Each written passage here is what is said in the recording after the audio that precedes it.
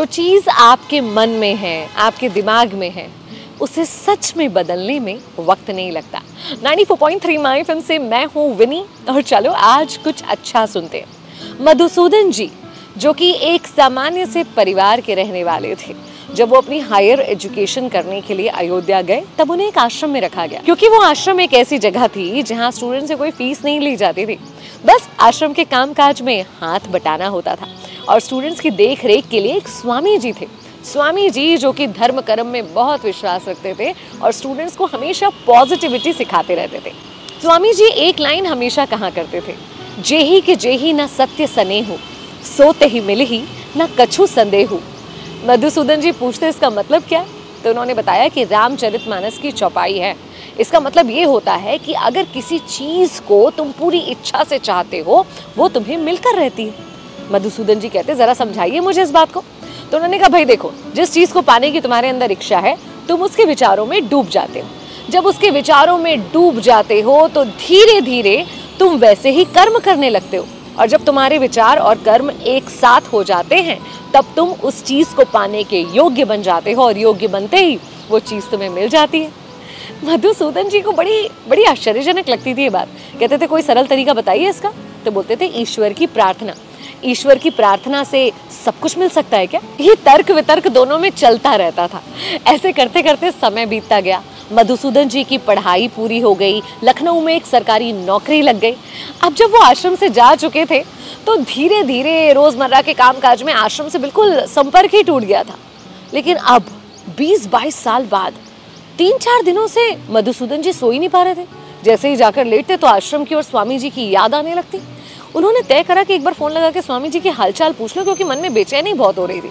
Phone लगाया तो वहाँ के एक ट्रस्टी से बात हुई और पता चला कि स्वामी जी को ना सुनने में बहुत परेशानी होने लगी, इसलिए वो फ़ोन पे बात नहीं कर पाएंगे। अचानक से मधुसूदन जी के मन में ख्याल आया कि चलो स्वामी जी से मिलने चलता हूँ और उनके लिए एक हियरिंग एड लेता हूँ।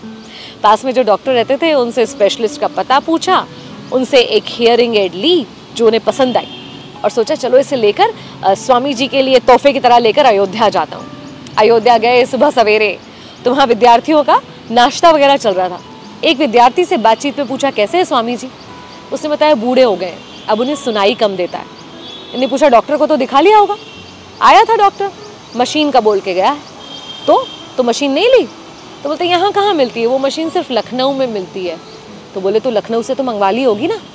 बोले नहीं, स्वामी जी कहते हैं कि आश्रम का पैसा सिर्फ विद्यार्थियों के लिए है, अगर सचमुच मुझे उस मशीन की ज़रूरत होगी तो कहीं से अपने आप आ जाएगी।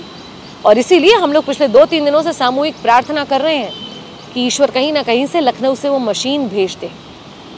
अब ये सुनकर मधुसूदन जी के पूरे शरीर में जैसे कंपन होने लगा था।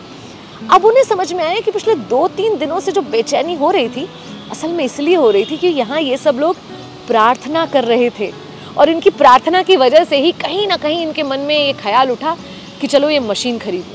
जब अंदर स्वामी जी से मिलने गए तो पता है क्या हुआ? देखा कि डॉक्टर के पर्चे पर बिल्कुल उसी ब्रांड और उसी पावर की हियरिंग एड के बारे में लिखा था जो मधुसूदन जी लेकर आए थे। और अब इतने सालों बाद मधुसूदन जी को स्वामी जी की बात समझ में आई कि आपकी इच्छा शक्ति, आपकी प्रार्थना की शक्ति कैसे काम करती है। और यही है लॉ ऑफ अट्रैक्शन। आप किसी चीज़ के बारे में जब पूरे दिल से सोचते हैं तो शाहरुख खान कहते हैं ना कि पूरी कायनात उसे आपसे मिलाने में जुट जाती है, क्योंकि आपकी सारी एनर्जी, दुनिया की सारी एनर्जीज को अट्रैक्ट कर लेती हैं उस सपने को सच में बदलने में। तो पूरे दिल से जुट जाइए, सोचिए, अपने विचार और अपने कर्मों को एक सूत्र में बांधिए, फिर देखिए सब कुछ हो सकता है। 94.3 माय एफएम से मैं हूँ विनी। चलो आज कुछ अच्छा सुनते हैं। चलो आज कुछ अच्छा सुनते हैं।